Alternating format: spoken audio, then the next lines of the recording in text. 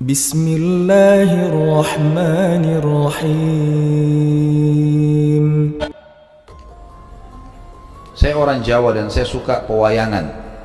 Apakah wayang dilarang? Bagaimana taubat profesi dalang?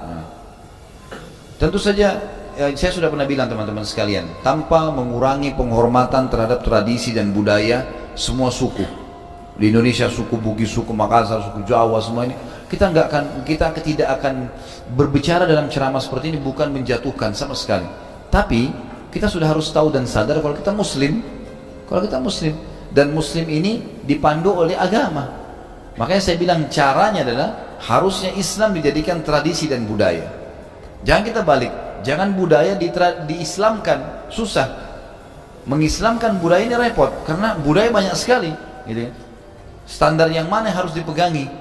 Berarti nanti akan ada ciri khasnya sendiri. Di Indonesia ada Islamnya sendiri, di Amerika ada sendiri Islamnya. Jadi ini jadi masalah. Padahal sebenarnya Allah tidak menginginkan itu. Allah sebagai pencipta menginginkan kita punya standarisasi. Jadi Allah alam yang saya tahu lebih baik yang seperti ini. Kalau memang itu peninggalan nenek moyang kita, mungkin kita bisa kenang dulu. Oh ini tradisinya orang dulu seperti ini. Tapi kan bukan berarti harus itu dilakukan sementara dalam Islam dilarang. Kita sudah Muslim, harusnya kita tinggalkan. Kalau masalah taubat, ya taubat nasuha kepada Allah SWT dengan 3 syarat yang sudah kita tahu. Meninggalkan dosa-dosa seketika, menyesal dan janji sama Allah tidak mengulanginya. Dan kalau dia punya, maka lebih baik dimusnahkan, ya. Dan berarti kata ini lebih baik dihilangkan, ya.